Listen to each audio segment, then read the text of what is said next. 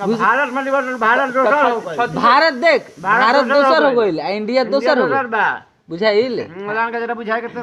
बुझाए खाली पढ़े ले हो जाई। अच्छा ये बताओ छत्तीसगढ़ हाँ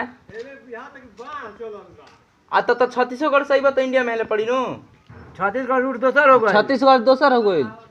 छत्तीसगढ़ ले इंडिया में ना आ सकल उन्ने कैसे ई भाई उ तो वो इंडिया में नहीं खे इंडिया में नहीं खे छत्तीसगढ़ उ बुझाइल कैसे बा उ छत्तीसगढ़ में बा बुझाइल छत्तीसगढ़ में तू बा पढ़ल लिखल बड़ा नु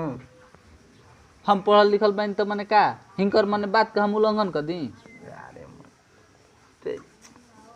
कैसे तू पौधा लेखा बती है तो बोल दे तो दुआर पर तो जरा बुझाए के तेरा है भाई बुझाए के रहे भाई। छत्तीसगढ़ कहां बा इंडिया कहां बा अब बॉम्बे कहां बा इंडिया कहां बा ए भाई बोल आसान का इंडिया में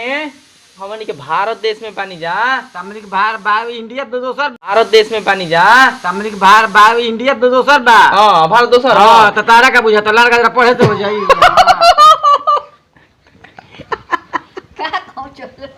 चले मन बुरबक बन कहता था कि बॉम्बे से आवत हन तो बॉम्बे से लग तारा के इंडिया में घुसे देता सन